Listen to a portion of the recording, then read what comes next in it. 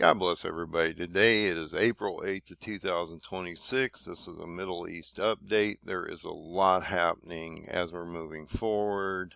We started a temporary 2-week ceasefire between the United States and Iran. Israel is not on board with this, and so there's not a lot of clarity out here. There's a lot of white noise, and I'm trying to show you some clarity through the Paradigm 2030 date stamps, which seem to be actually fairly accurate. So what I've done is I've removed all my speculation, and we're just going to look at the date stamps, how this is affecting you right now, and how this has led up to where we are today in the last few months. So at this time I have not updated my chart.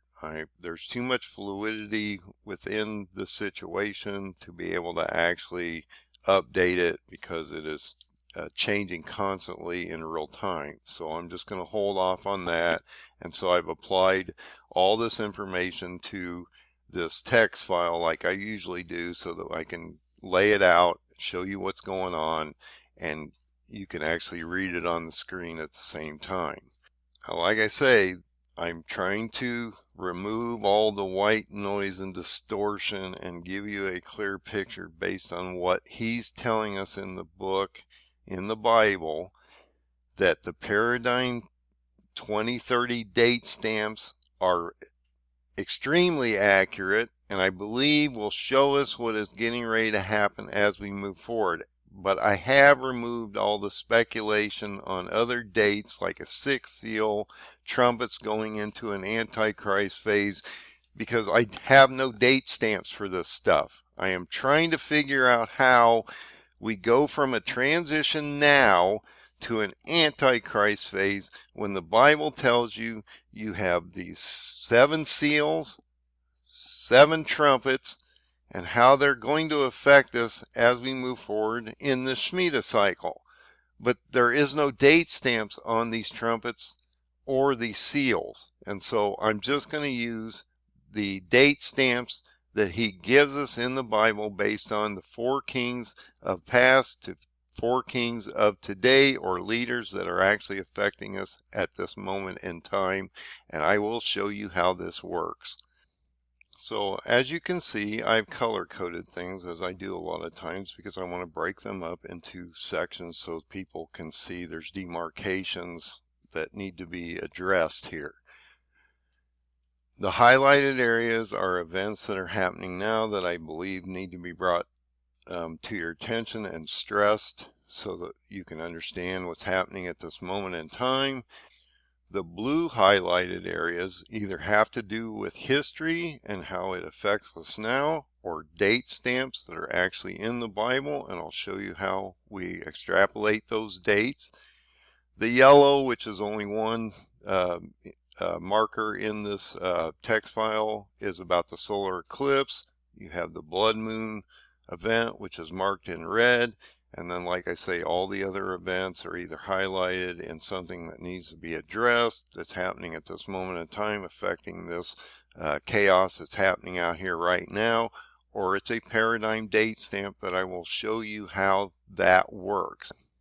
So let's get started into this text file. I'll show you what has led up to where we are now and how this is all going to affect you, I believe, as you move forward. And if you go into the end of this file, you'll realize that I have this to September. Now this demarcation here, just so I bring this up now, this is where we are in time now. Israel just launched coordinated attacks against Lebanon. Tehran's basically saying Lebanon has to be part of the ceasefire or this isn't going to work, and how this is going to affect us as we move forward into these new date stamps that are getting ready to occur between May and September, or the Feast of Trumpets of 2026. So one thing I'm going to try to explain here is that these date stamps that are built into the book that reflect 4 leaders of the past in the Middle East, reflect 4 leaders of today, have been playing out and have been on my charts for over 2 maybe almost 3 years or longer at this point. I'm not going to go back and look at it. You can go back and look at these charts. I've got 360 videos out here that explains all this for some time now. These date stamps have been out here for some time, and they seem to be playing out almost to the day that things are happening on, either through history or through the paradigm date stamps that he physically has added to the Bible to give us a clearer picture that we're in right now. There's not that many date stamps in this text file, so I will go over them individually so you understand how I came up with them, and I'm not just making up these numbers, and that they have been playing out for a number of years now. And I'm not saying that this has nothing to do with me. I'm going to bring that to your attention. I have so many people, well, how do you know? I'm just using the paradigm date stamps that I found. That's all I'm doing. I'm not putting any speculation into a lot of this. Now, am I speculating when a sixth seal might happen?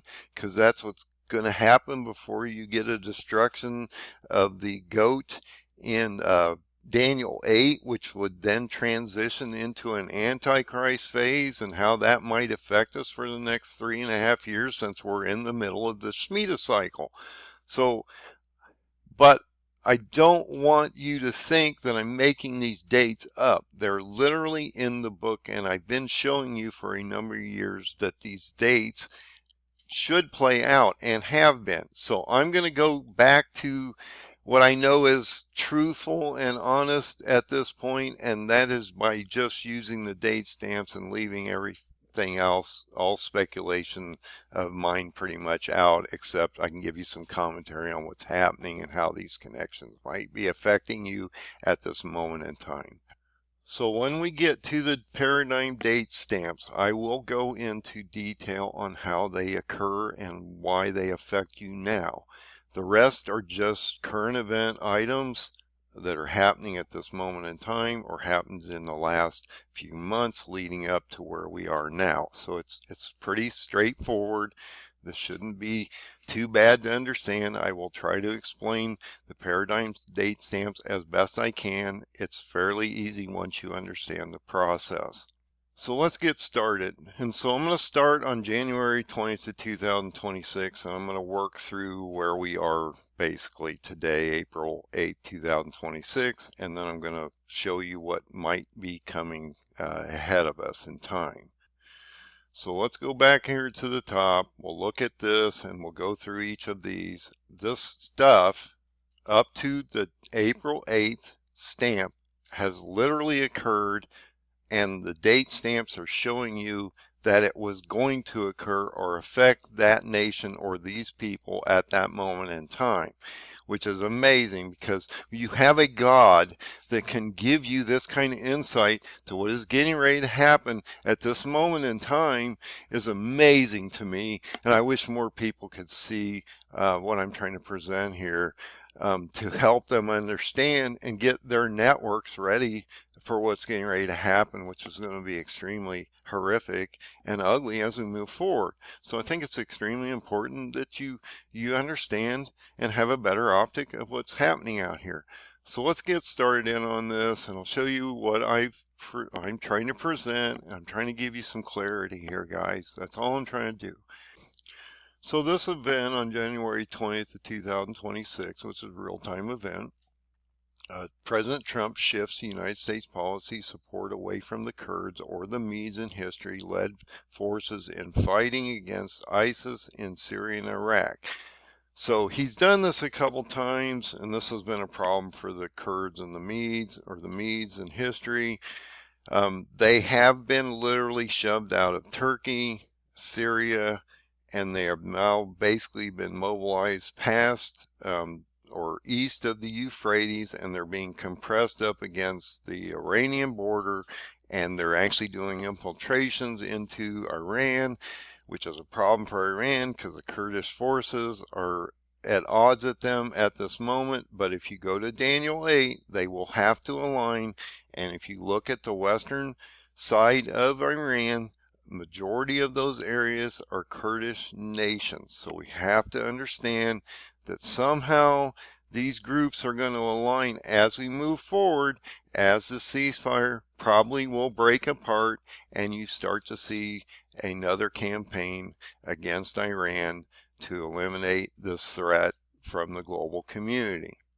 I thought that this was an interesting date that he came out and said this, because on my chart on January 20th, 2026, the Battle of the Persian Gate in history actually finalized. But what it did was it gave me an open window to understanding that this battle occurred at this moment in time and how that might affect us as we move into the Shemitah cycle at this time. And so when you look at the Battle of the Persian Gate, it occurred on January 20th, 330 BC in history, and President Trump officially called for regime change in Iran on that date. So God tells us in a lot of ways that nothing new will happen under the sun. And what he means by that is we've already seen everything happen in the past, will happen in the future. We should not be taken back by what's happening now, because he's already warned us it's going to happen. If you know your history, you should be able to understand what's going to happen. So when you go to the Battle of the Persian Gate, which was through Alexander the Great, you'll realize that this campaign occurred based on history around January 20th of 330 BC. And I thought that was interesting as we went into the cycle. That's why it's on the chart, that as you went into January 20th, of 2026, because of the middle of the Shemitah, you're going into an Antichrist phase. You have to have the destruction of Iran before they go to the 10 nations, which would then end up on Israel's doorstep, that this has to happen around the midpoint of the Shemitah cycle. So it's interesting that I had taken this January 20th date out of history, applied it to the chart, and it seemed to be affecting what Trump's doing at this moment in time. And interestingly, when you come out and look at this, and he drops the Kurds, and he's not going to support them anymore, but yet he is supporting it, but he doesn't want to use them as ground troops in Iran, so they don't really want to arm them. And this is a problem for Turkey, because Turkey doesn't want them as a formalized nation or state, and they had all kinds of issues in 24 when they had election for the Kurds, and that leader came in October of 2024, which is Darius the Mede in this case. This was going to be a problem as we move forward. So when you look at this first date stamp here, February 11th, 2026, Iran, Persia, Medes, Kurds both start to fall as nations. Wow, look at what's been going on here, guys. The Kurds are collapsing into Iran, and Iran is collapsing as a nation as they're totally getting devastated by bombs from both Israel and the United States. And this is a problem because even though there's a ceasefire with the United States, Israel has not agreed to the ceasefire. And they weren't even part of the Pakistani talks, which brought this ceasefire that we have today, April 8th, 7th, 8th, into place. So when you go to the next date, which is February 11th, you'll notice that there's a date stamp here with Zechariah chapter 1, verse 7 and 8, which I'm going to show you how I came up with this specific date based on the past king to future king, or the king of today. This is important because it states, and this has been on my chart for some time, this isn't, look, this dates have been on here for a couple of years. So to have him show us that these things are being affected at this moment in time now, to me is extremely interesting. So when you get to this February 11, 2026, Iran, Persia, Medes, Kurds both start to fall as nations.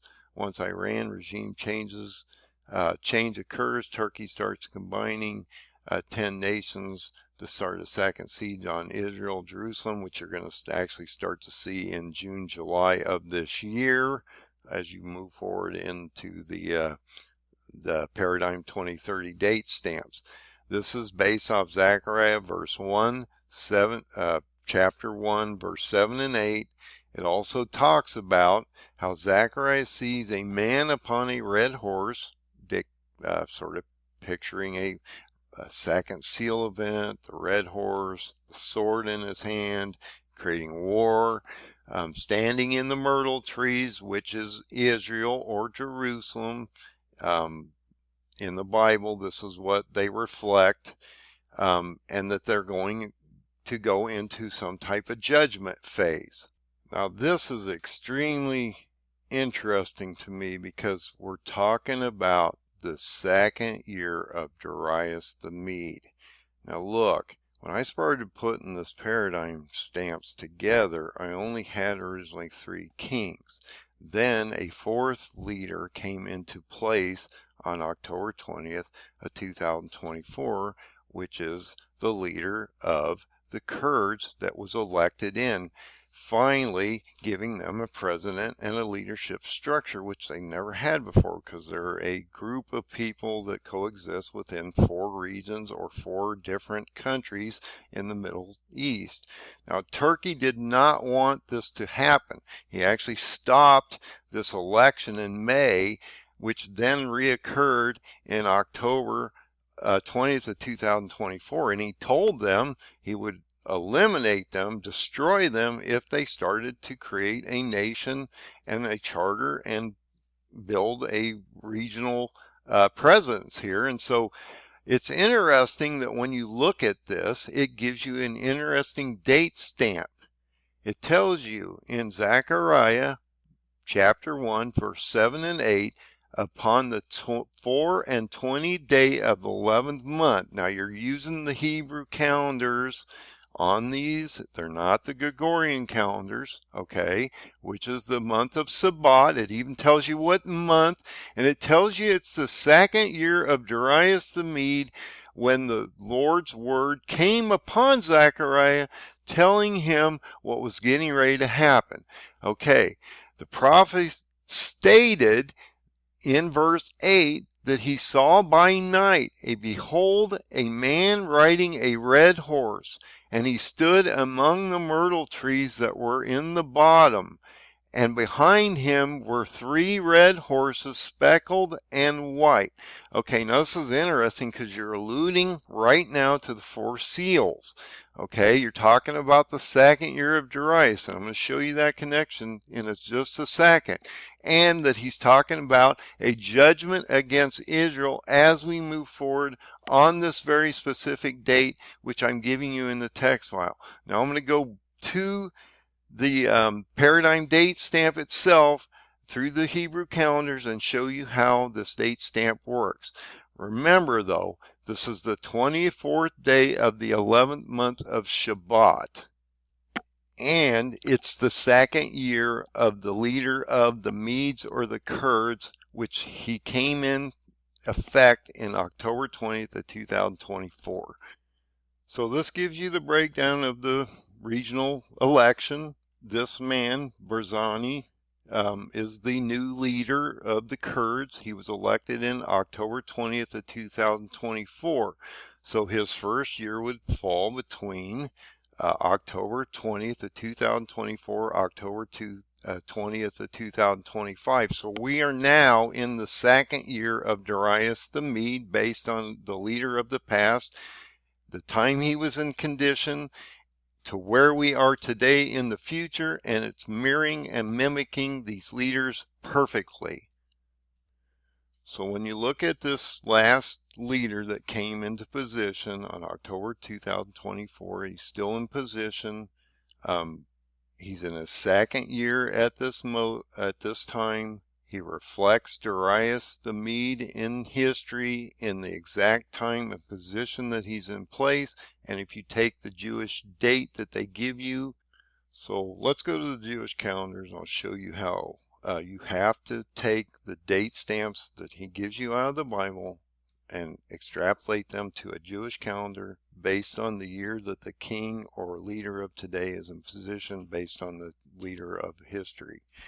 Okay, hopefully that makes sense. So we're just mimicking or mirroring a past leader to a future leader today, and how that's affecting you now.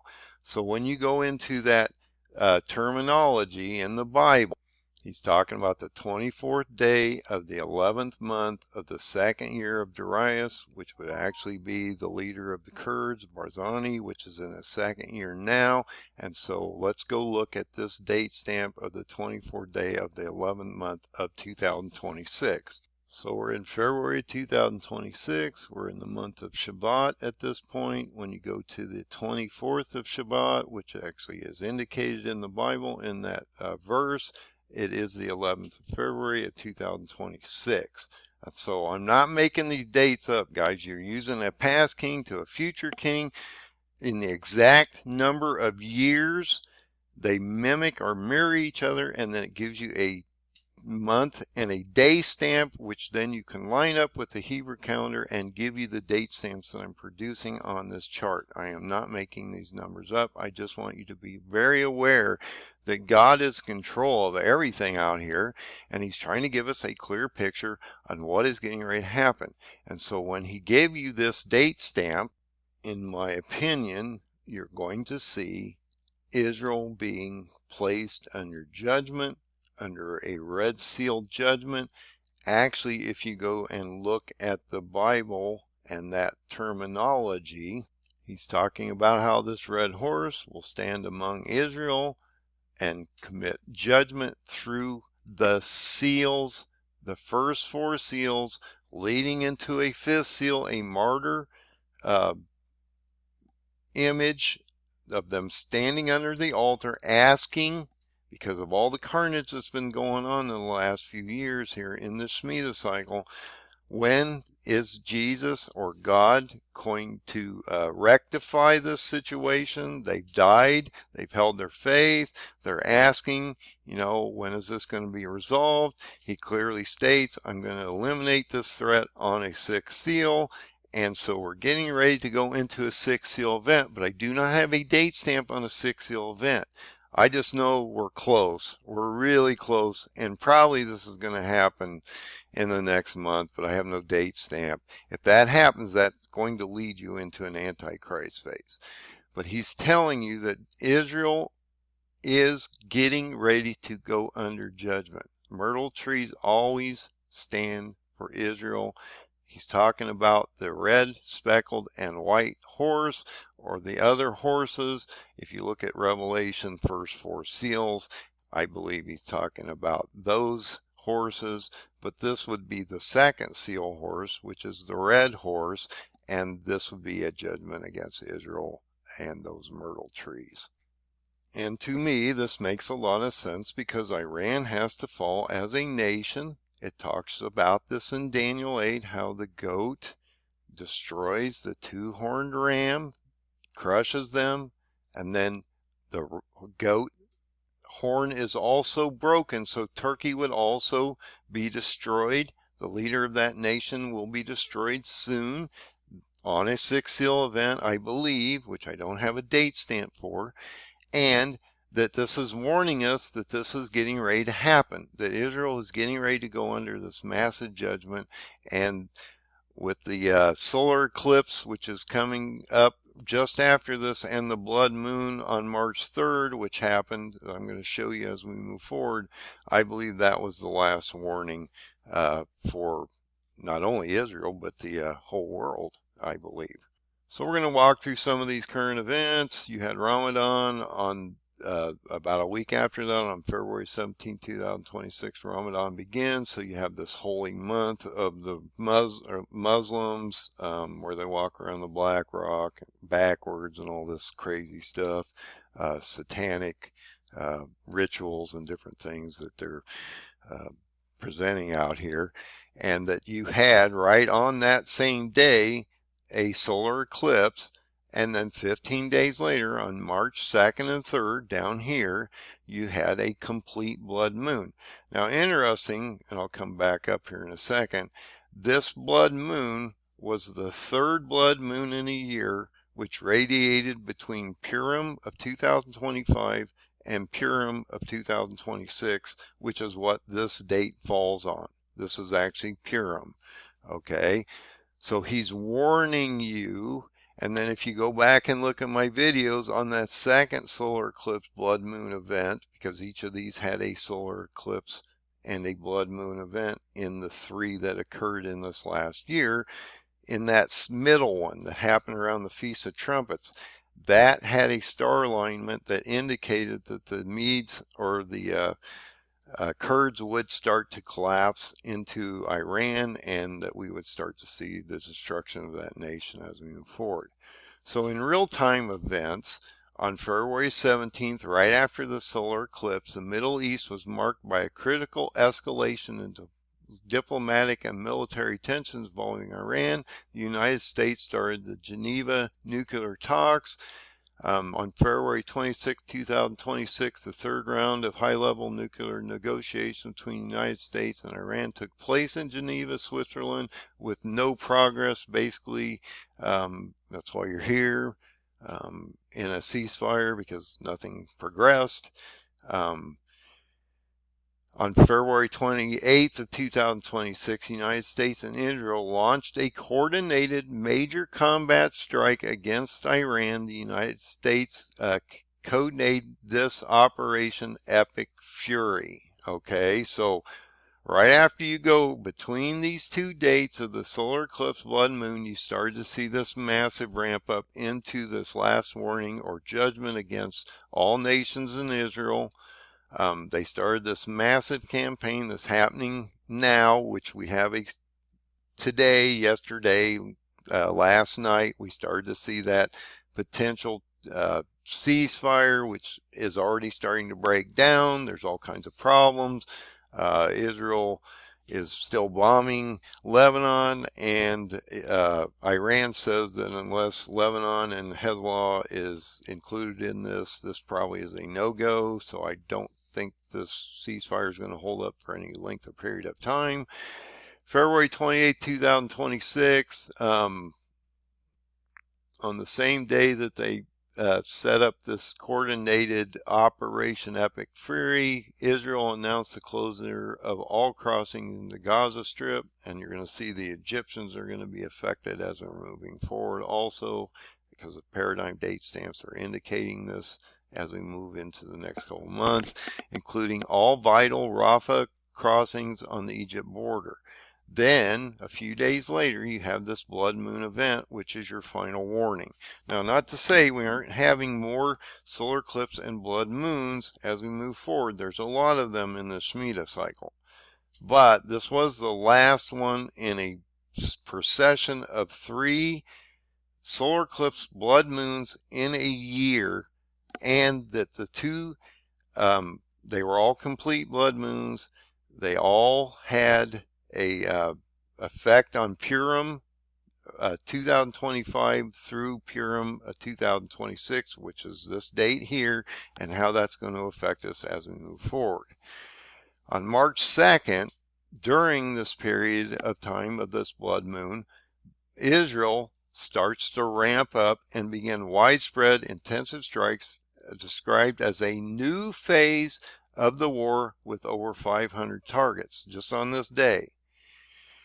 March 2nd through the 6th of 2026, as you're walking through this complete blood moon event into the 6th, the following this is following a major escalation from February 28th, which is up here, this closure of Gaza and this launch of Epic Fury.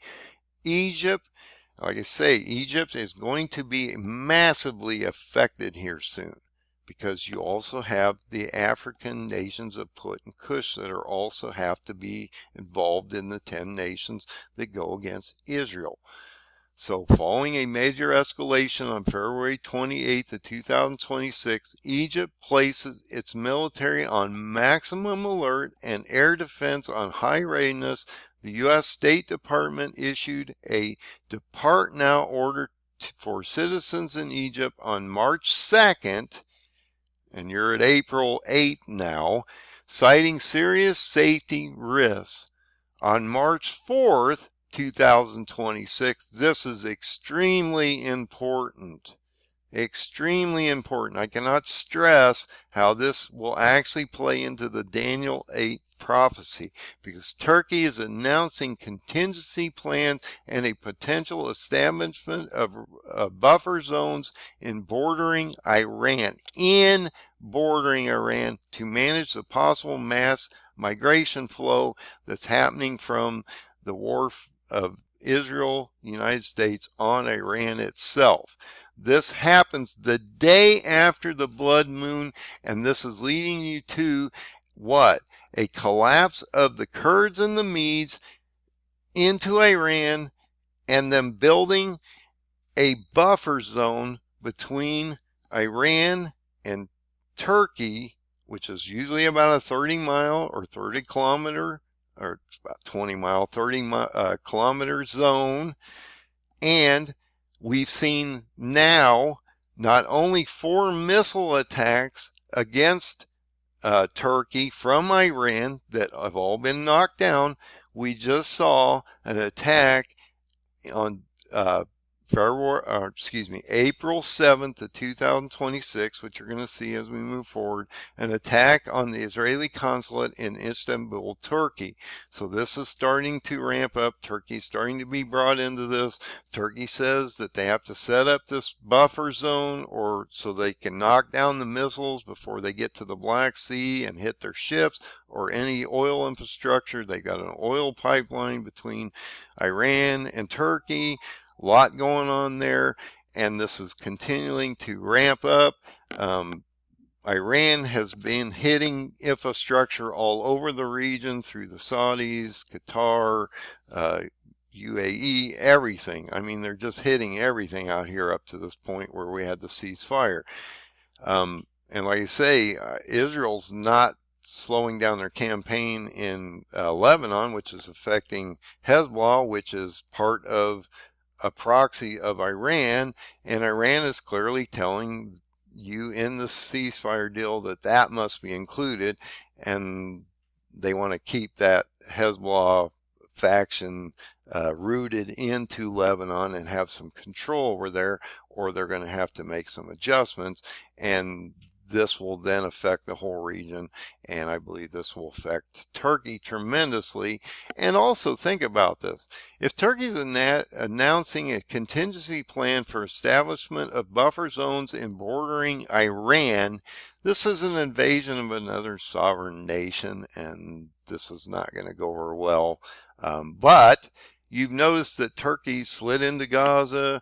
They've expanded for almost 25 years under Erdogan, and no one's ever said anything. They've been genociding the Kurds since 1984. No one's saying anything. Turkey's pretty much immune and Teflon at this point, and he's a master chess player, because when we had that issue with the ceasefire in Gaza, and Turkey said that Israel could not be part of that peace plan, he slid in underneath the radar and put physical assets into Gaza, and the last step there is to just basically bring in military assets, which I believe once Turkey gets in this game and actually does an invasion of Iran and possibly even help the Syrian forces, which are also attacking Hezbollah in Lebanon as Israel's moving north against Tyre and Beirut. This is going to get extremely messy. And so my guess is that Turkey's going to be in this game, and it tells you based on this information up here that Turkey is getting ready to do what they have to, and that they're basically not going to worry about the international community. And actually, in reality, if you look at this, NATO and the European countries and different things like that are sort of on board with Turkey. And NATO, UN, all these different groups tend to vote against Turkey. They don't like, Israel. They don't like Israel. They're always anti-Israel in their condemnation. We tend to be the deciding vote, and so we sit down on the UN a lot of times and not allow them to do all their stupid. and it's usually anti-Israel. And so this is extremely important. And Erdogan's a big factor in NATO, and Trump necessarily doesn't like NATO and wants to get out. Maybe that's why he's put this new peace board together, so that he can go around NATO, because he realizes NATO's not necessarily a friend of ours. So as we get into this next date stamp, so that was on March 4th, Turkey announces this potential buffer zones in Iran with this possible mass migration flow that's getting ready to happen. You've got a ceasefire right now, but that also may shift people, because they may realize this is not going to hold up and they need to get out of there. And so you're having these massive shifts of people, not only into Iran, but Syria. The people from Lebanon are fleeing out of Lebanon. You got the Kurds collapsing into Iran. There's all kinds of different things happening out here. Now, watch Egypt as we move forward into this date stamp of March 25th. Okay, this is interesting how God puts this together and gives us the ability to see what's coming. March 6, 2026, Al-Sisi, the leader of Egypt, describes the economic impact as a state of near emergency. He's not there yet. Look how quickly this changes. Warning of soaring inflation due to disrupted trade and rising fuel prices. On March 10th, reports indicated significant economic strain, with the Egyptian pound falling to an 8-month low, and the U.S.-Israel assault on Iran impacting Egypt's foreign currency reserves and disrupting natural gas imports. On March 10th, same day, through the 12th, we saw heavy strikes hit Beirut, Lebanon suburbs near government headquarters, with officials calling this an expanding campaign of Israel, to the point where Israel, as you're going to see, is not stating they're going to leave Lebanon. They're literally going to do the same thing as Turkey is above. They're going to literally put a buffer zone together and then impregnate a group or a force there and maintain that presence there in a foreign country. So this is not only happening on Turkey's side, it's happening on the Israeli-Lebanese side. And so if you look at the map where they're going up to this one river, it's about a 10% movement into and consumption of Lebanon by Israeli forces. And so they're going to hold this border that's approximately 10% of Lebanon itself, and that is also considered an invasion, which they're already invaded, because Israel's had troops in Lebanon for some time. If Turkey, though, were to invade into Iran, that is a massive news story that would hit the news feeds out here, and would make headline news, I would hope. So you have these on March 10th through 12th, you have heavy airstrikes hitting Beirut, and they're calling this an expansionary campaign by Israel. On March 15th, 16th, Israel carries out targeted strikes to eliminate Hamas cells. So you're going back to Gaza. Now they're attacking Gaza. Remember, Turkey's got assets in there, so you got to watch this, because if you hit a Turkish asset, this isn't going to make Turkey very happy. And they're eliminating Hamas cells and commanders, citing the threat to their troops, because this is the ceasefire in Gaza is breaking down also. At the same time, on March 16th, we see Israel ground troops start to move into southern Lebanon. You're April 8th now, so that was about 3 weeks ago.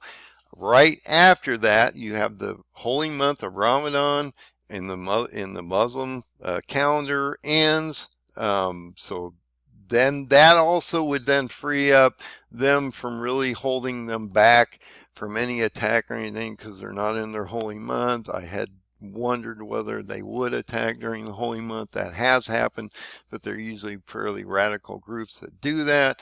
And so would Erdogan wait till after Ramadan before he starts into his potential excursion into this next phase, which is an invasion into not only Iran, but look, the main goal, if you go back in history. The Kurds are collapsing and Iran will join with them, and then Turkey will crush them. But before that, Turkey moves down into Lebanon, goes down to Egypt, and then comes back, deals with Iran, and then absorbs them, and then brings everybody back to Israel, because all nations that are within the 10 kingdoms of Ezekiel 38, 39 are included at that moment in time, and that's literally at your doorstep at this moment in time. Right out on the same day Ramadan ends, we have further intensification of attacks on bridges of southern Lebanon and a renewed strike in central Beirut by Israel. Then you have another date stamp. Now, interestingly, on March 19, 2026, Ezekiel, based on the paradigm date stamp in the book, Ezekiel has a vision on Nisan 1 indicating Turkey would enter with troops or start a process to enter into Syria for an invasion and a siege against Tyre, Lebanon, based on Ezekiel 26, verse 1. So let's look at this verse and this date stamp. So in Ezekiel 26, verse 1, he says a lot.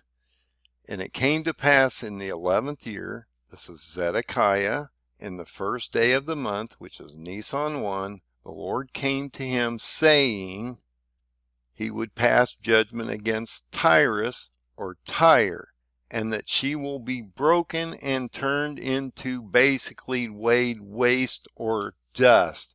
To the point where if you go down and it talks about how he's going to bring Nebuchadnezzar, the king of the north, or Turkey, against them, and he will make them like a flat rock where you can blow the dust off of it, which means there's not going to be anything left of Lebanon and Tyre, Lebanon, when this is done. Like he says, he will make her like the top of a rock. He will destroy her completely. There will be nothing left of it. And I believe that Turkey, Erdogan, is just that kind of a leader. He will be ruthless, and he will destroy things without even thinking about it. It is going to be extremely ugly. So when you look at these Hebrew calendars and the king, based on this date stamp of the 11th year, first day of the month, or the first day of the Jewish calendar, which is Nisan 1, this verse would reflect the leader, or the past leader of Israel, which is Reuben Revlon, which reflects Zedekiah perfectly from past to future or now. He came in of office in July 24th of 2014.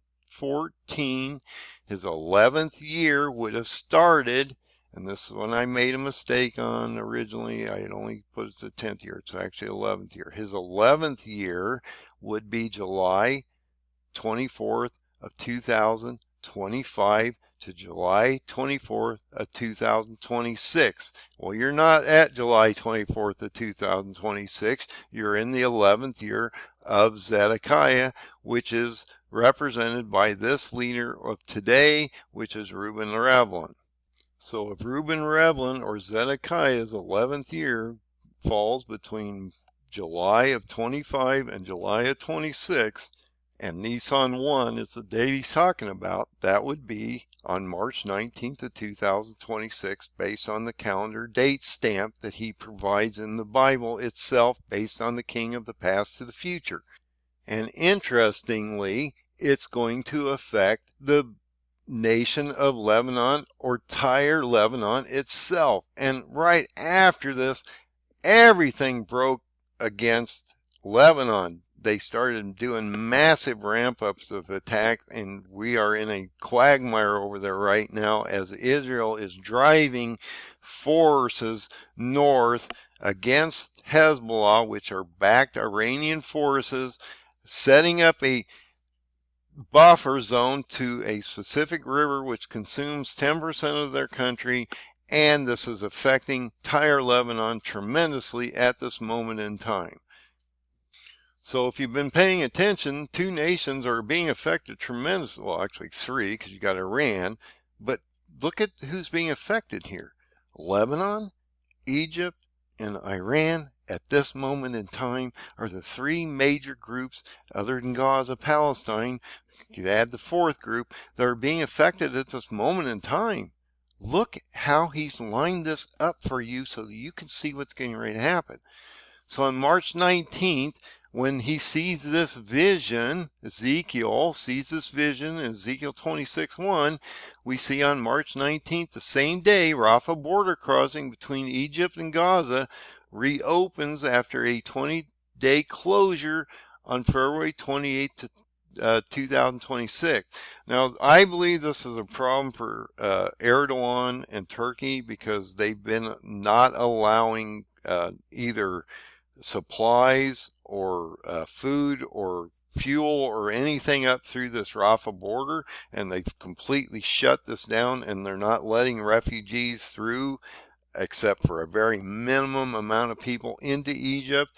And this has then compressed all these people up against the southern border of this Rafah crossing and compacted them as Israel's carpet bombing everything above them. This has been a real problem and has really amplified the carnage of the civilization or population on the ground in Palestine. And I also believe, in my own opinion, this is my opinion, this is why Trump wanted to move all the Palestinians out of there so Israel could do what they have to do, eliminate the threat, and then bring these people back in. And everybody thought that Trump was trying to do something terrible there. But I think in this case, Trump was actually trying to remove the innocent population from the region so that when Israel came in, they could actually eliminate this threat much faster with force and not have to deal with the civilian population, as we just saw something happen which forced Trump overnight to change his stance on this attack of Iran. They started to what? Bring the general population around these hard targets and use them as human shields. Okay, you're having a similar issue in Gaza because Hamas is using the population as human shields. They're putting their stuff in schools and hospitals and underground structure underneath these places, and then they're putting people there, and then when you bomb them, you kill innocent people, and then, oh, look, it's a war crime because you killed innocent people.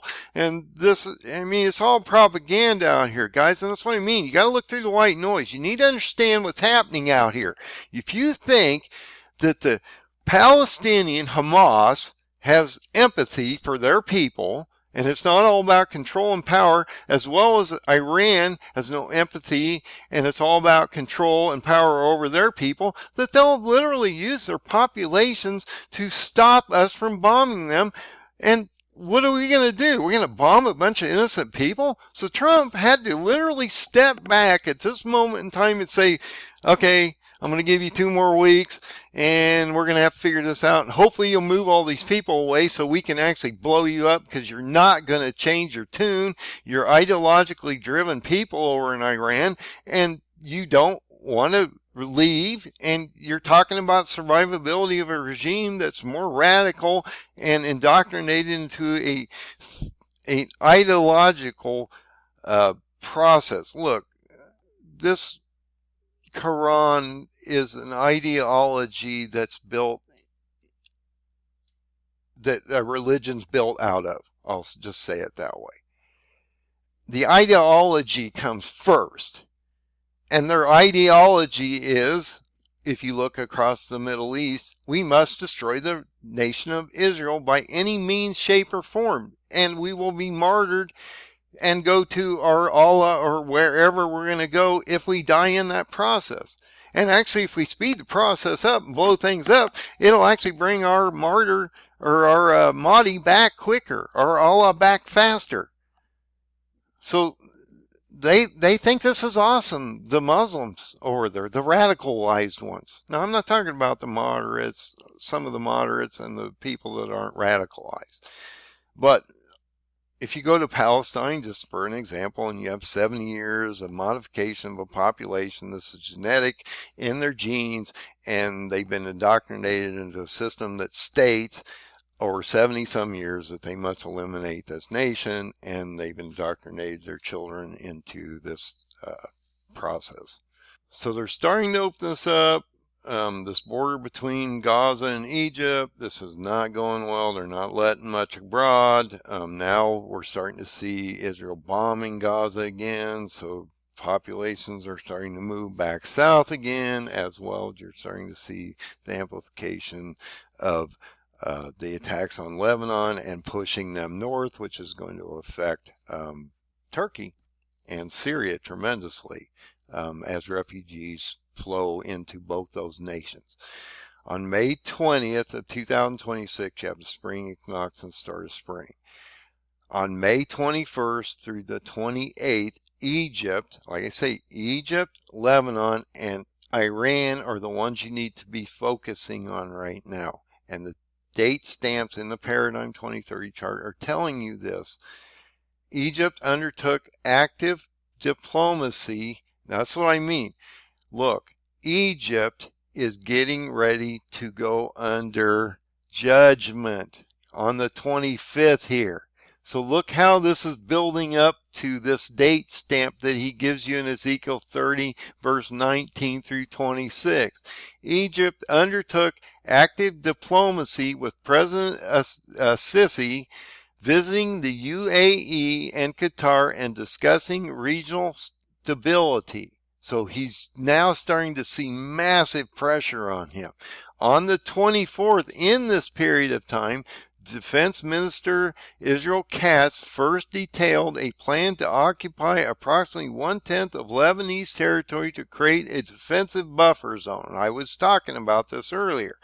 They're doing the same thing Turkey wants to do in Iran that Turkey also did in Syria and Iraq in 2019 or in October. They put these two 20 to 30 mile buffer zones in so that they could protect their border from incoming missiles and different things like that. They'll do the same thing in Iran, as well as Israel's going to do a similar process not only in Gaza but in Lebanon to keep missiles from coming into their country. So Israel's going to expand into both these countries, which then Turkey thinks is an expansion of God's footprint, and that someday they're going to expand actually into Turkey, which is a problem for Turkey. And he's told you this in a number of news articles and things that I presented on this channel. Now look at this date stamp that's coming up here. On March 25th of 2026, Egypt is broken and the peoples are scattered throughout the nations based on Ezekiel 30, verse 19 through 26. So when you go to Ezekiel 30, verse 19 through 26, it states in the Bible, not me stating this, guys, I'm telling you, I have nothing to do with this. I keep stating this, and everybody keeps thinking that I'm some prophet of the day. I'm telling you right now, I'm just some guy out here trying to figure this out like everybody else. I do analytic studies my whole life, and I also see patterns in things. So when I saw this pattern, I knew there was something here and that it was affecting us now, but he had written it into the book. Not me. These verses and date stamps are in the book, and they reflect a past king to future. So it has nothing to do with me.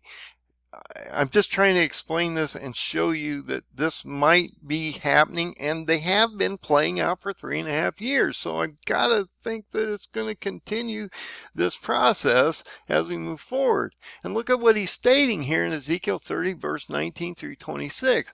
Thus I will execute judgments in Egypt. Now look at the date stamp that's coming up here. And they shall know that I am the Lord. It came to pass in the 11th year.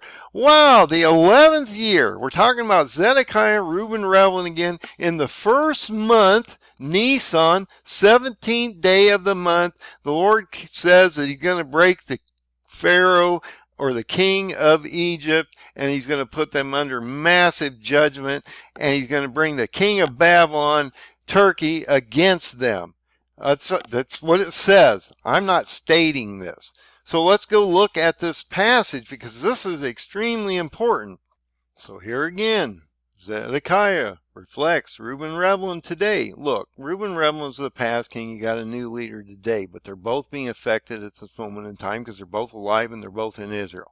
This guy reflects a leader of Israel that was Zedekiah. Isaac Herzog reflects a leader named Jehoiakim.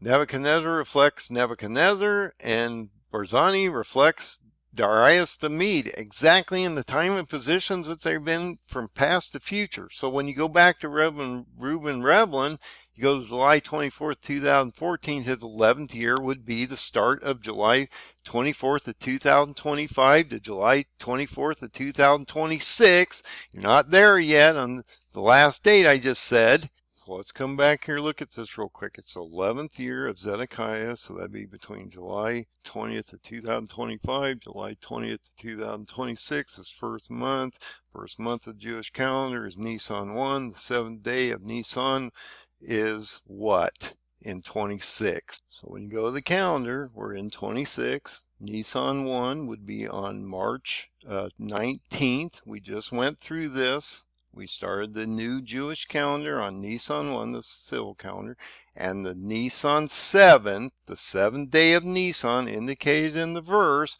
is March 25th of 2026. Okay, so like I say, I'm not making these dates up. They're in the book. He's telling you that things are getting ready to happen. Look, you just had that Purim blood moon event on the 3rd there. This is extremely important. You're getting ready to go into judgment. Before that, on February 11th, you had the judgment against Israel where the red horse was standing in the myrtle trees. So now you're getting ready to go into the Nisan 7 effect that he's giving you on the chart.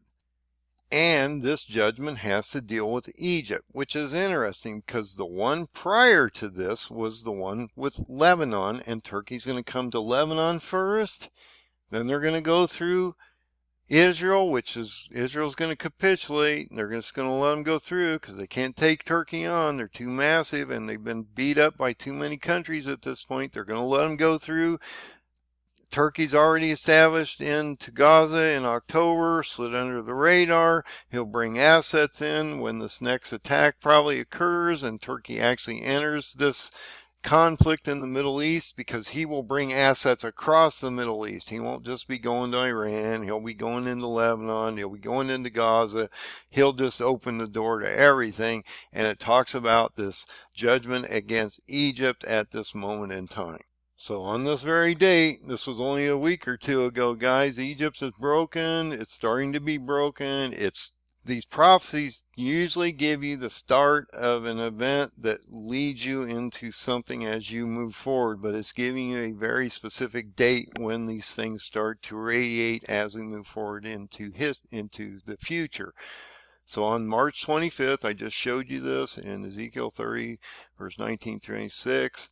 That Egypt is broken and the peoples are scattered through the nation. Egypt will not stand. If you go back in Alexander the Great or Nebuchadnezzar, Egypt didn't stand back then either. They capitulated, and actually Alexander was invited into the country because they knew that they could not take him on. And it was going to be massively detrimental. And if you think about Egypt, they also have Put and Cush on the other side. So they're being compressed between two other nations that Turkey somewhat controls through Islamic radicalism. On the 28th of March, it states in the news, Egypt induced. That's what I mean. Egypt is under judgment on the 25th based on the date stamp. And then now look at what's going on with Egypt. That's why I posted all this stuff. March 28, 2026, Egypt induced energy-saving measures, including forcing shops and cafes to close early. This is just the start. And a conflict, particularly the closure of the Strait of Hormuz, affects global fuel supplies and causes local shortages. The other thing that you can add to this is Egypt will be affected by the shutdown of the Red Sea as the Houthis are attacking ships in there, and Egypt's landlocked. The only other thing they got is the Mediterranean Sea, and that's going to be controlled by the issues up there and Turkey. So I've talked about how Turkey's already starting to do this blockade of Egypt, as well as they're trying to break the blockade that's going into Gaza from the Israeli and the Americans to get supplies down into the Gaza to the Palestinian people, as they're supporting a hybrid Hamas uh, government down there that they truly believe in, and that they look. Turkey believes that Hamas is a legitimate organization and not a terrorist group. So they are supporting them, and they're the ones running the show down in Gaza. And they've rebuilt themselves since that original attack in October 7th, 2023. And we are basically at a point where this is worse than it's ever been, and Israel has no capacity to really control this, while Turkish assets are down there, and Hamas has reconstituted itself. On March 30th to 26th, so you're now walking into April, as you're getting ready to go into April here, right now, President Sisi made a direct appeal to President Trump to intervene and stop the war during the Egypt energy show in Cairo. So he's getting massive pressure, and that's another thing. He's getting massive pressure from all these countries to either blow up Iran completely or to stop the carnage, because it's affecting the oil flow, which is affecting their countries, which is causing massive growth issues within the country and forcing them into a inflationary type process due to the price of oil that's moving up. Now, you'll notice overnight the prices of oil have gone down because the ceasefire might be in place, but that's not going to hold up. And once that they realize that, those oil prices will immediately trend up higher than they were before, probably in the $150 to $200 range as this starts to explode. When you get into this April 1st, here, I'll bring this down a little bit. So we have al-Sisi and Egypt going under judgment. He's starting to struggle. He's telling Trump, hey man, I can't do this. You've got to stop the carnage. Do anything you can to get a ceasefire. We start into Passover. I thought this might be a interesting time, because you're in the middle of the Shemitah. You're at Passover. We're going to see Turkey light this place up. Then the leader of Turkey is going to die, and then we're going to start into an Antichrist phase. So how that's going to work as we move forward here is going to be interesting, as we're compressing into this Shemitah cycle that we're in this moment in time, which runs between September 22, 2022 and September 2029. So we have the Passover week. Look at what's getting ready to go on here as you move forward now. We're at this moment in time, okay? And that's what I mean. Let's look at this through a different optic. Shut the TV off, the commentary, all this white noise. No one out here really seems to be getting much of anything. And the ceasefire probably isn't going to hold up. And the carnage that's already happened in the last couple of months is going to affect us for years as we move forward. And you also have the Iranians still really in control of the Strait of Hormuz. And now they're getting tolls and paid to allow ships to either go through there, which is absurd. Why would you allow a country to do that?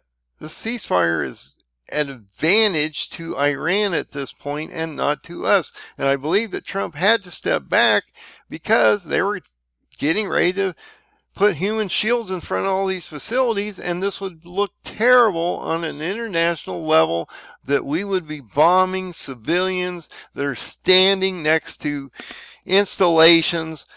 And this is a similar event that we saw happen as Hamas was doing the same thing in Palestine by using human shields to inflate the carnage of the people that were getting killed, and it was causing international condemnation that Israel was killing all these innocent people that probably should have not been in those areas, or they've been forced to stay in those areas regardless of whether they have infrastructure underground or armaments and weapons in the buildings, and Hamas people basically holding them in position so that they could say, oh, you bombed this place. Look at all these civilians you killed.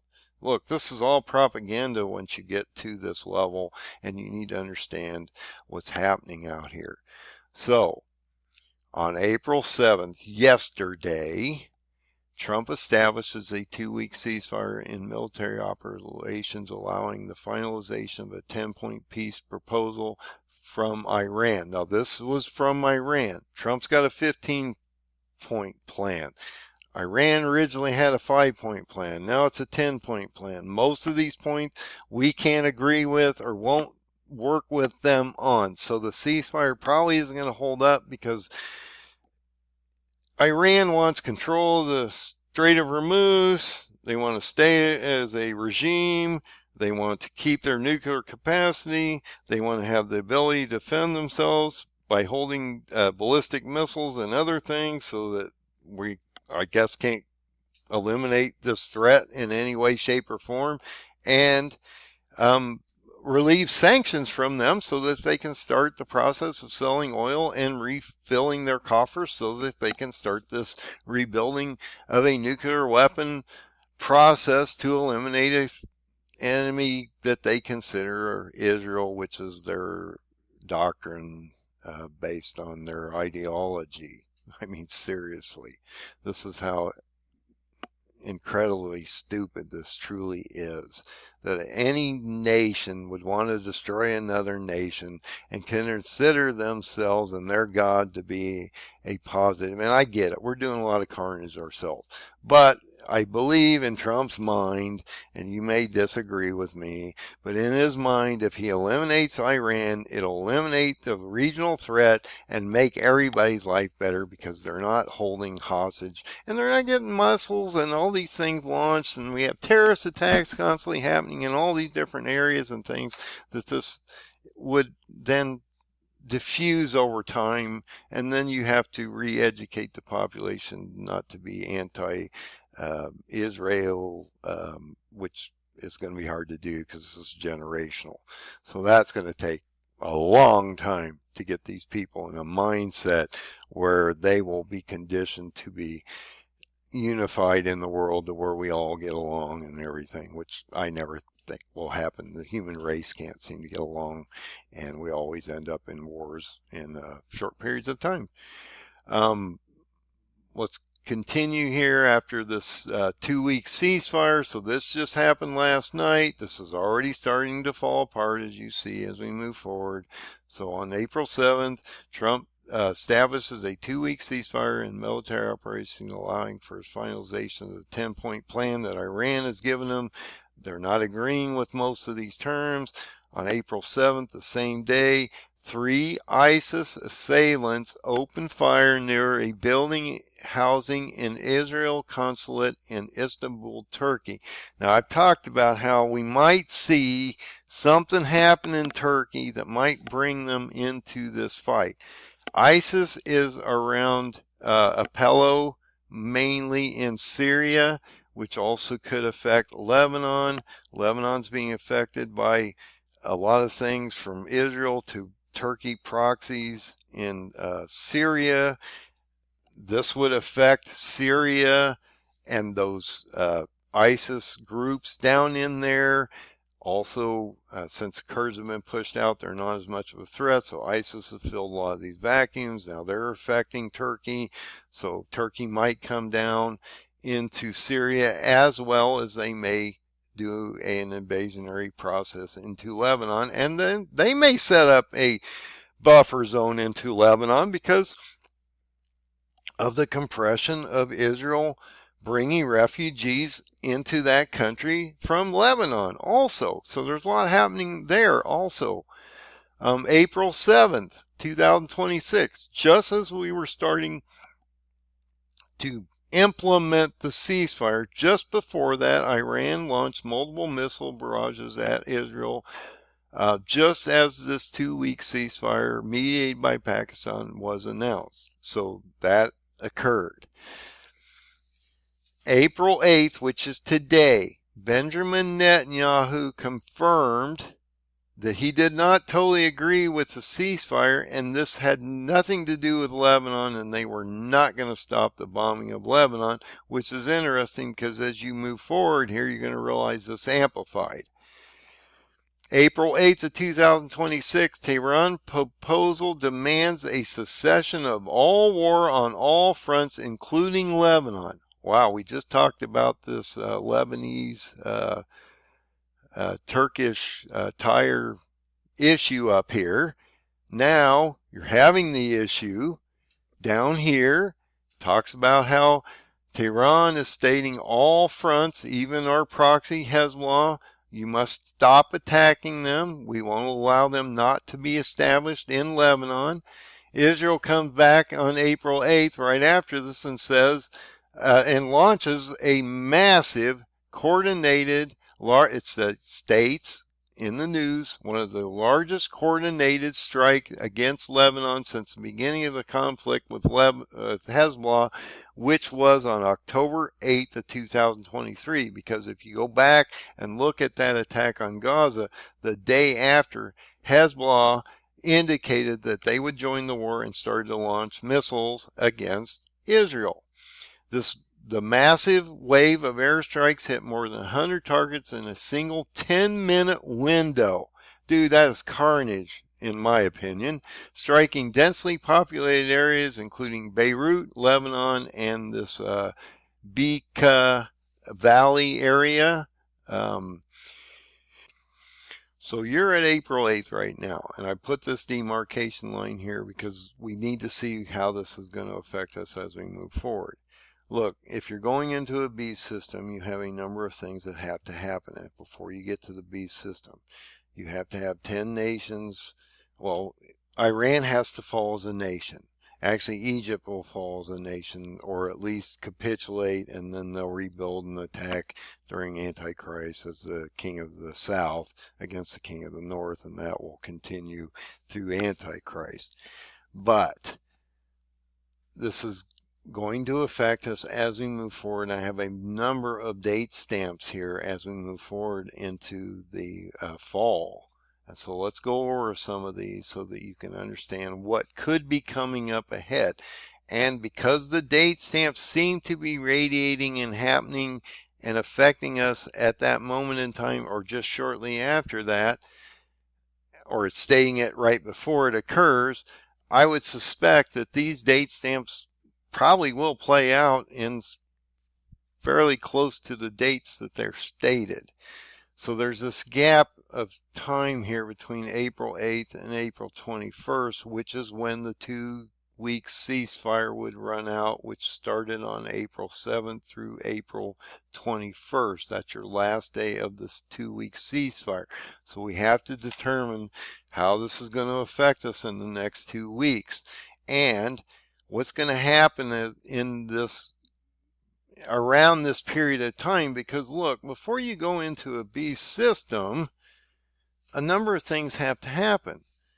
A number of nations have to fall. Egypt has to get, at least has to capitulate. Iran has to fall as a nation. 10 nations have to come together, attack Israel. Gog of Ezekiel 38 and 39, when you get the destruction of Iran, when the Kurds align with Iran and are destroyed by Turkey, which is getting ready to break out. That is the destruction of Daniel 8, and the goat and the ram also.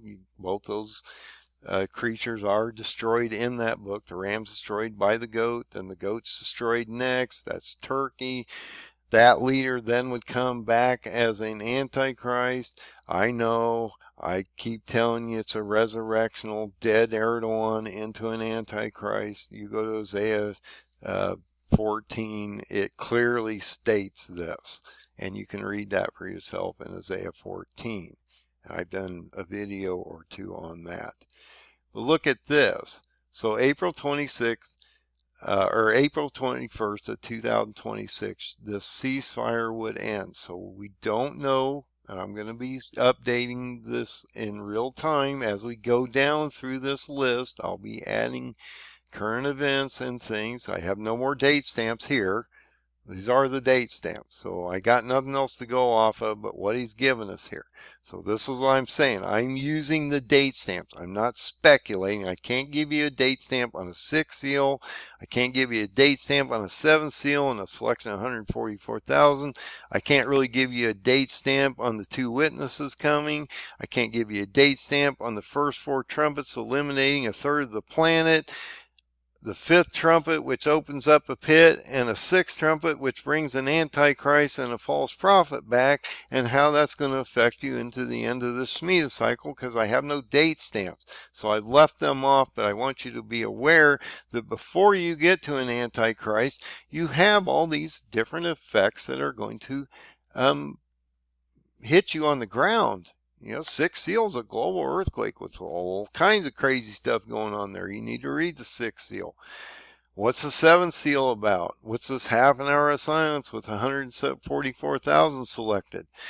Then you go into 4 trumpets, which could be a one-day process into an antichrist phase where a pit opens on the 5th trumpet and you get an antichrist on the 6th trumpet, and the Lord comes back on the 7th trumpet going into a bowl phase which we're not appointed for, which are the wrath of God and the 7 bowls at the end of this equation, at the end of the Shemitah cycle, which ends around September of 2029. But look at these date stamps. Okay, we just had talked about up here Ezekiel 30, 19 through 26. So he's bringing you back here on May 19th of 2026, the king of Egypt. Now we're not here. This is May 19th. Okay, ceasefire ends on the 21st. The king of Egypt and the people are cut off from the world. So if this is the case, I am going to speculate here for a second, and I want to make this very clear. I am speculating that this might be because Turkey has entered this madness and is starting to affect not only Lebanon, but Egypt. Okay, and this date stamp of June 19th of 2026 is affecting Israel, where they're not getting supplies in there to the point they're being attacked by Nebuchadnezzar by the 24th of June 24th of 2026, and literally the walls of Israel are being broken in. Okay, and I'm going to go through these date stamps here a little bit, but I just want to go through the verbiage first. On the 24th, the same day this would happen, based on the date stamp that I've given you here, Jewish people, 4,600 of them are taken captive. Could be the same time that Zedekiah is removed in history. He's taken captive as Israel's walls are being broken down. He tries to escape on the plains of Jericho. We'll be talking Reuben Revlin, Zedekiah. He captures him. He kills both of his sons. Amazingly, he has 2 sons. And he would then take his eyes out and then take him into captivity into Babylon, which would be Turkey in this case. And actually, as you go into the Feast of Trumpets, we have 2 more date stamps of Haggai receiving divine message to restart the temple, or the 3rd temple, in Haggai 1, verse 1 and 2. And also in September 6th of 2026, we see the remnant of the people start to rebuild the 3rd temple, as Haggai chapter 1, verse 14 and 15 indicate, leading us into the Feast of Trumpets of 2026, which falls on September 12th, 13th of that year of 2026. So let's come back up and we'll look at these date stamps real quick, and then I'm going to end this video because we're going to have to see what happens as we move forward. But these markers here should give you some clarity to where this is going and how probably this ceasefire is not going to hold up, and we're going to see Turkey enter this, and this is going to become madness in the next month or 2. So I believe, based on the Paradigm 2030 date stamps that he gives us as we move forward, we ought to get a fairly clear vision on how this is going to affect us on the ground as we move forward into the fall. So let's look at these date stamps, and these are all date stamped groups here. There's no current events because we haven't got here yet. So these are the date stamps as we move into fall that I have on the chart.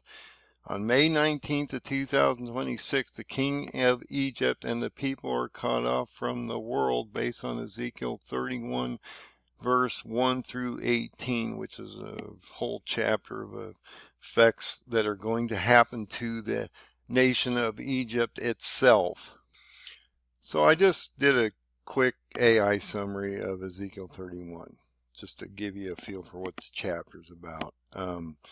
It indicates that God delivers a cautious message to Pharaoh, or the king of Egypt, El-Sisi in this case, by recounting the rise of this catastrophic fall of the Assyrian Empire, which we just saw in November, December of this last year. We saw the Assyrian nation fall. Assad was removed. The chapter uses the allegory of the massive cedar tree, which is Lebanon, and to illustrate that no earthly power, no matter how glorious or well-watered, is beyond the divine judgment if it becomes consumed by pride. And so it talks about how Ezekiel talks about this large tree, how it grew great, and then if you go back to Nebuchadnezzar and the tree, how he chopped Nebuchadnezzar down and actually put him in a terrible condition for up to 7 years. It's all about the fall of pride and how Egypt and all these different organizations have lifted themselves up, and God is going to bring Nebuchadnezzar against these nations as a judgment. God is controlling Erdogan of Turkey, and that we will see the Assyrian, or Turkey in this case, because Turkey is Syria is controlled by Turkey through proxies, that he will die and descend into a pit, and then what? Be resurrected as an antichrist as you move forward. Now this prophecy in Ezekiel 31, this date stamp is going to affect everything below it, and there's 18 verses in this chapter 31 of Ezekiel. Talks about how it came to pass in the 11th year. You're talking Zedekiah, Reuben Revlin. This 11th year is between July 20th of 2025 and July 20th of 2026. In the third month, the first day of the month, it came to him, telling him that he would put, as we just showed you in that summary, Egypt under judgment.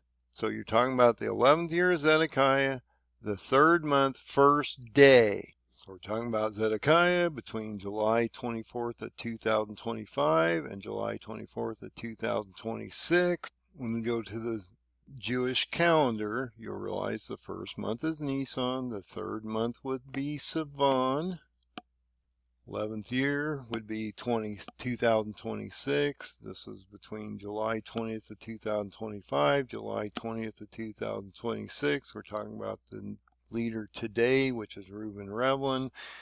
The first day of the third month, which is Sivan, which would end up on the 17th of May. So like I say, extrapolate the number of years the king today's been in place based on the king of past. You get a month and a day. It gives you a date stamp. This date stamp is telling you Sivan 1, or the third month, first day of that month, which is May 17th of 2026, based on the king of past to future, or today. And so I believe there will be a transition between April 8th and this May 19th. You're probably going to see an Antichrist phase come in here somewhere. And I cannot tell you where the 6th seal, 7th seal, and the first 4 or 5 trumpets happen before you get this Antichrist, because there is no date stamps, and I'm not going to go there because I'm speculating, and I'm tired of readjusting a chart on dates I have no real grasp on, but I know they happen within a gap of time. So when you get to this next date stamp, which I've actually adjusted, I had the 19th, I must have transferred it from this one, but when I rechecked it, it's actually June 24th, not June 19th, so I'm going to use the date stamp as it's given to me in the book, not my indication. So let's look at this one. This one indicates on June 24th of 2026, two things occur here, okay? Famine is so severe that no food is found in Israel. We'll look at that one first. And then it talks about how the walls are broken down of Israel and the residue of the people are taken off to Babylon. And this occurs in actually 2 verses. So let's look at Jeremiah 52 verse 5 and 6. So it talks about Israel going under siege in the 11th year of Zedekiah. When you go to the 11th year of Zedekiah, that 11th year of Zedekiah would be Reuben-Revlin, falls between July 24th of 2025 and July 24th of 2026. So when you come back out and look at the Jewish calendar, we're in the month of Elul, and he's talking about the 24th day of Elul, so we'll actually have to go to September. When you bring September up, the 24th day of Elul will be September 6th of 2026, and this would be the day they start the rebuilding of the temple to get the third temple rebuilt. So that would happen right before the Feast of Trumpets, which indicated on the text file that would happen prior to the Feast of Trumpets of 2026, which is interesting timing because that's about a week off of that. So I'm just saying, guys, I don't have a crystal ball, and I'm just a man like the rest of you guys trying to figure out answers through analytical logic to understand if there's a paradigm built into this book, and if he's actually using a history lesson to future with 4 leaders of the past that reflect 4 leaders of today, and if you extrapolate the year of that king and the date stamp he gives you in the book of the year, month, and day, and sometimes you have to use multiple verses that line up to get those things. As you can see, these do line up from chapter to chapter, like Jeremiah 39 to Jeremiah 52, how these things line up, how they show us what's coming. What will happen as we move forward past April 8th of 2026 as we get into May and June and possibly the end of September, where we have an Antichrist phase? The walls of Israel are possibly getting broken in. The cities under severe duress and famine. The countries of Lebanon as well as Egypt are being affected, as well as you have a destruction of Iran happening at the same time. That would happen before you see those 10 nations actually converge on Israel, and this occurs. So look at your gap of time there, April 8, 2026 to June 24th of 26. Could you see this all disintegrate down and Israel being under total siege and collapse? Look, if this breaks out, this drop you saw in oil today of 20% will then go back up through, and this falls apart, will go up through your 120 number again and double up, and you'll see $200 to $240 oil, because the whole Middle East will break down and you'll end up with shortages and hoarding everywhere because you're already in the process. Look, this date here is here for a reason.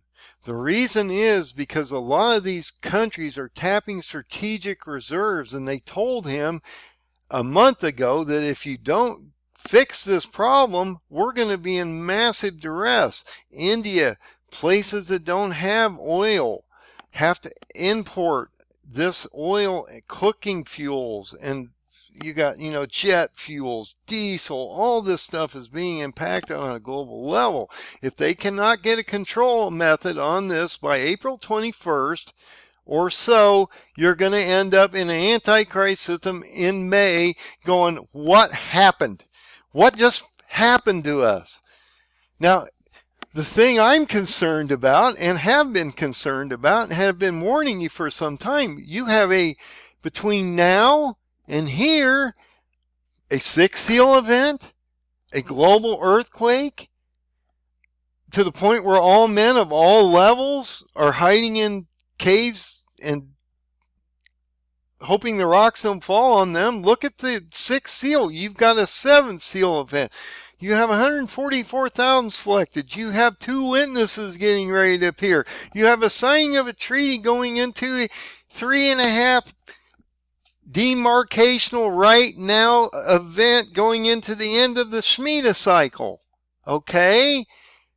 Is this getting ready to melt down? Is all this facade we're seeing just drama, and that this is really going to play out based on the paradigms date stamps, which have been playing out for almost 3.5 years since the beginning of the Shemitah cycle in September of 22. So God bless. Get ready.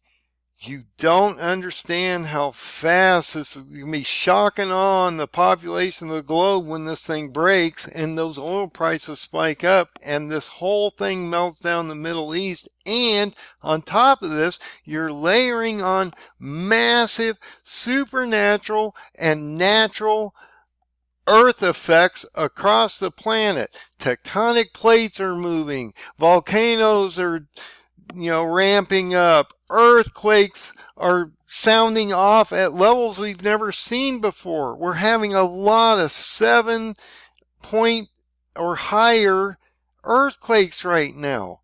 The ring of fire has been lighting up. You've got other effects like solar flares and things that are affecting our grids. With this Islamic issue and potentially the sleeper cells that could break out in the United States as well across the globe. You saw the ISIS attack on Istanbul. You're seeing all kinds of massive attacks on multiple countries, synagogues, people running cars into people. I saw a report of some guy using machete to go into a nursery and kill babies. I mean, this is how evil this is. You need to understand that you need to get ready because you're out of time. You're out of time. I've been warning you. Do not let this complacency of markets and things throw you off and make you to the point where you do not do what you need to do to get ready for the worst possible time in history of mankind, combined with what he tells you, 7-fold evil on the ground at the same time. So please, listen to this message. These date stamps seem to be playing out. I didn't make up the date stamps. The date stamps are in the book, as you can see, based on kings. Now, we did not cover 2 of the other kings, but those kings are also in the date stamps in the charts. I will not update the chart until I get a real confirmation like a 6th seal event or something, because you can see where this is going.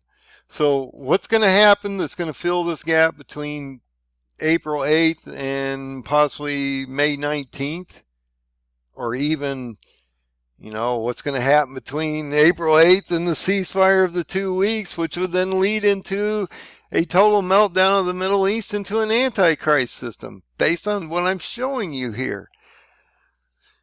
So do what you need to do to get ready. Everything is going to collapse. The markets, the bonds are spiking up. They come down today because everybody thinks this is going to go well here, I guess. At least the markets do.